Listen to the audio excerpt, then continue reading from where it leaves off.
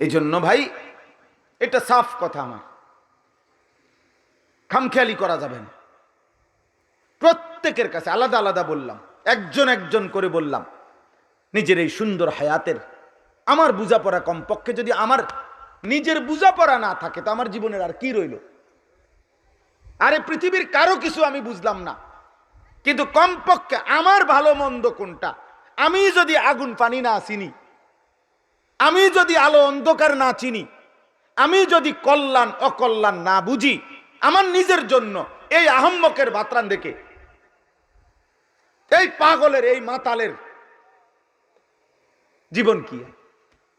কমপক্ষে তো আমি এটা বোঝা উচিত যে এটা আমার ভালো কোনটা, আমার মন্দ কোনটা। বলেন ভাই, তো বলেন, আমার একজন আমি যদি আমার নারী ছবি অস্থির দৃশ্য দেখি তো আমার পরিণতি কি হবে? এটা কি আমি বুঝি না? এটা কি আমরা জানি না? বলেন, আপনাদের যারা বাবা আছেন আপনারা বলেন, আপনারা যারা সুদ কিস্তিতে লিপ্ত, যারা কিস্তি দিয়ে সংসার চালান, সুদে সংসার চালান, আপনার এই সুদ কিস্তির পরিণতি কি আপনি বোঝেন না চাচা? আপনার জিফুত মানুষ হবে এই সুদের টাকা দিয়া, কিস্তির টাকা দিয়া। আমি তো আল্লাহর কোরআন হাতে বললাম, কোন সুদখোরের সন্তান মানুষ হয় না, কোন কিস্তিখোরের সন্তান মানুষ হয় না বেটা। উপার্জনকারী প্রাণী হয়, ইকোনমিক্যাল অ্যানিম্যাল, অর্থনৈতিক প্রাণী হয়, মানে যে রোজগার শিখে, কোনো না কোনো কামাই রোজগারি করতে পারে, পয়সা কামায়, কিন্তু মানুষ হয় না। কেউ পয়সা রোজগার করা আর মানুষ হওয়া এক কথা না বাবা, এক কথা না। বহু চরিত্রহীন মানুষ আছে, চরিত্রহীনতার কাজ করেও কোটি টাকা কামাই করে, তাহলে সে মানুষ? যে নারী তার দেহ বিক্রি করে কোটি কোটি টাকা ইনকাম করে, তো সে সফল? কই, পয়সা তো কামায়। কথা বোঝেন নাই? তাহলে উপার্জনকারী হইলেই কি মানুষ হয়ে গেছে? এটা না। আল্লাহ যে চিনে, সেজদা যে চিনে, গোলামি যে চিনে, আখিরাত যে চিনে, নিজের গন্তব্য যে চিনে, আমি যাচ্ছি কোথায়, যাব কোথায়, আমি থামবো কোথায়, আমার শেষ কোথায়, আমার পরিণতি কি, আমার গন্তব্য কোথায়। প্রতিদিন আমার চারপাশে যে মানুষগুলো মারা যায়, এদের মৃত্যু মানে কি? এরা মরছে কেন, যাচ্ছে কোথায়, এদের এরপরে কি হবে, আমারও বা কি হবে? এই এতটুকু বুঝ দিমাগ যার নাই, গন্তব্য যে জানে না, মঞ্জিল যে চিনে না, আখিরাত যে বুঝে না, সেজদা যে বুঝে না, আল্লাহ যে চিনে না, গোলামি যে চিনে না, খোদার কসম এটা মানুষ না, এটা পুরাটা জানোয়ার, পুরাটা জানোয়ার, এটা আস্তা জানোয়ার, এটা আস্তা জানোয়ার। সেজদাবিহীন জিন্দিগি যুবক, মনে রাখ বাব্বা, সেজদাবিহীন জীবন, আল্লাহবিহীন জীবন, ইমানবিহীন জীবন, নবীবিহীন জীবন, সুন্নাতবিহীন জীবন কুত্তার জীবন, কুত্তার জিন্দিগি, কুত্তার জিন্দিগি, কুত্তার, জানোয়ারের জীবন। যে জীবন সেজদা করতে শেখে না, এই রাত কাটাইতেছ জানোয়ারের রাত। অনেক ছেলে তোমরা মনে করছো আহা খোদার 365 দিনের এক বছরে কোনো দিন 5 ওয়াক্ত নামাজ পড়ো নাই। এই জীবন জানোয়ারের জীবন, হাইওয়ানের জীবন বেটা। তোর দুর্ভাগ্য বেটা, তোর মালিক ভুলে গেলি, তোর দুর্ভাগ্য, বদনসিব বেটা, তোর বানানেওয়ালা ভুলে গেলি বেটা। যে আমাকে 24 ঘন্টা লালন করে, এমন মালিক ভুলে কেমনে, এমন মালিক ভুলে কেমনে? যে আমাকে 24 ঘন্টা রিজিক দেয়, আমার প্রতি সেকেন্ডের নিঃশ্বাস যার হাতে, তাকে ভুলে কেমনে? কোন মানুষ বিবেকবান তো, যদি কেউ বলে বিবেকবান কাউকে, মাকে ভুলে যাও, তো বিবেকবান যে কোনো মানুষ বলবে, সে যেই ধর্মের হোক, যে বেটা বলস কি, মাকে আবার ভুলে কেমনে? ঠিক না? মাকে ভুলে কেমনে? আবার এক সন্তান মাকে ভুলে কেমনে? এক সন্তান বাবাকে ভুলে কেমনে? তো আল্লাহ তাআলা বলে মা গাররাকা বিরাব্বিকাল কারীম, আমার বান্দা আমার মতো মালিক ভুললা কেমনে, আমাকে ভুললা কেমনে? দুনিয়ার সব ভোলা যায়, রব ভুলে কেমনে? আবার আমার অস্তিত্বের প্রতিটা বিন্দু যার হাতে, তাকে আমি ভুললে হবে কেমনে? আমার বেঁচে থাকা, আমাদের হৃদয়ের স্পন্দন, আমাদের হাসি কান্না, আমাদের শ্বাস নিঃশ্বাস, আমাদের চলন বলন, আমাদের উঠা বসা, আমাদের এক এক সেকেন্ড বেঁচে থাকা কার হাতে? তো তাকে ভুলে কেমনে? আবার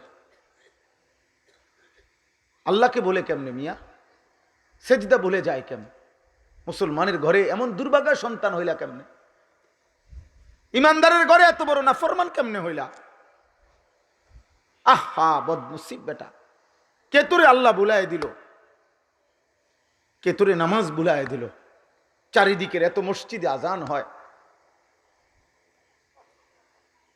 কে তোমারে এতবার, একবারও তোমার কলিজার মধ্যে একথা ভাবনাও আসে না? এখানে নাই এমন মানুষ 365 দিন, গত এক বছরে যে কোনো দিন ফজরের নামাজ একদিনও পড়ে নাই, এমন নাফরমান নাই এখানে? ওরে দাঁড় করান, ওরে দাঁড় করাইয়া ওরে জিজ্ঞাসা করেন যে নাফরমান এমন মালিক কেমনে ভুললি, এমন মালিক কেমনে ভুললি, এমন রব কেমনে ভুললা? ইয়া আইয়ুহাল ইনসান মা গাররাকা বিরাব্বিকাল কারীম। আল্লাহ বলেন, হে মানুষ, আমার মতো দয়ালু মেহেরবান করুণাময় আল্লাহ রবকে কেমনে ভুলে গেলা? কে তোমাকে ধোকা দিল? কে তোমারে প্রতারিত করলো? কে তোমারে মনি ভুলায়া দিল? বান্দা, আল্লাযী খালাকাকা ফাসাওয়াকা ফাআদালাক। তুমি কি জানো না বান্দা, আমি আল্লাহই তোমাকে সৃষ্টি করেছি, আমি তো তোমার দেহের অঙ্গ প্রত্যঙ্গ লাগাইছি, আমি তো তোমার দেহের অঙ্গ প্রত্যঙ্গ সাজাইছি, সাজিয়েছি আমি। দেখো না দুই পাশের কান কেমন সাজাইলাম, দুইটা চোখ আমি আল্লাহ কেমনে সাজাইলাম, দুইটা ঠোঁট আমি কেমনে সাজাইলাম, আমি রব্বুল আলামিন হাতের আঙ্গুল কেমনে সাজাইলাম, দুইটা হাত লম্বা করে দেখো কেমনে সাজাইলাম, দুই দিকে ছড়িয়ে দেখো কেমনে সাজাইলাম। রব্বুল আলামিন বলে ফি আইয়ি সূরাতিম মা শাআ রাক্কাবাক, কেমন সুন্দর আকৃতি দিয়ে আমি চেহারাটা সাজাইলাম। 800 কোটি মানুষ একসাথে দাঁড়াইলো, প্রত্যেকে ভিন্ন ভিন্ন, কিন্তু সবার নাক একটাই, চোখ দুইটা, সবার কান দুইটা, অঙ্গ প্রত্যঙ্গ সমান সমান, কিন্তু চেহারার ডিজাইন ভিন্ন ভিন্ন। 800 কোটি মানুষ যদি বৃদ্ধাঙ্গুলি দিয়ে মেশিনের মধ্যে যদি ফিঙ্গার দেয়, 800 কোটি মানুষের আঙ্গুলের ভিতরের রেখা ভিন্ন ভিন্ন। নাই তো ফিঙ্গার নেয় কেন? বালা কাদিরিনা আলা আন নুসাউবিয়া বানানা। আল্লাহ বলে ঠিক হুবহু আজকের আঙ্গুলের রেখা যেমন, হাসরের ময়দানও আমি যার রেখা যেটা ছিল ফিরাইয়া আনবো সেটাই। সুবহানাল্লাহ। এজন্য দোস্ত আল্লাহকে চেনেন, আল্লাহকে চেনেন।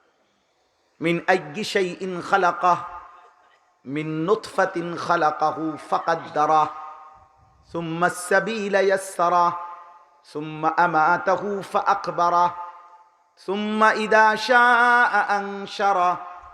আল্লাহ বলেন, বান্দা শুনো, তোমার গল্প শুনো। আমি আল্লাহ রাব্বুল আলামিন, আমি তো সৃষ্টি করেছি, আমি তো তাকদীর নির্ধারণ করেছি, হাসবা কয়বার কাঁদবা কয়বার আমি ঠিক করেছি। আমি রব্বুল আলামিন কয় লোকমা খাবার খাবা ঠিক করেছি। আমি আল্লাহ তাআলা তো সব কিছু তোমার তাকদীর নির্ধারণ করে দিয়েছি। সুবহানাল্লাহ। এজন্য চলেন ভাই, অনেক রাত, খুব লম্বা করা ঠিক হবে না। আমি সবার কাছে, নওজোয়ান আল্লাহ তোমারও কবুল করেন, সবাইরে বলি ভাই, আমি বড় শক্ত মানুষ, আমার এক ফিকির এটা। আপনারা প্রত্যেকেই, আমার আগে মৌলানা সাহেব, আমি আইসা যেটুকু শুনলাম, ওযু করতেছিলাম, এই কথাটা শেষ বলছেন উনি এতটুকু আমি শুনছি যে আপনি আপনার পরিবারের ব্যাপারে এই ফিকির করেন যে তাদের জিন্দিগি যেন আখিরাতের জিন্দিগি হয়, আখিরাতের জিন্দিগি হয়।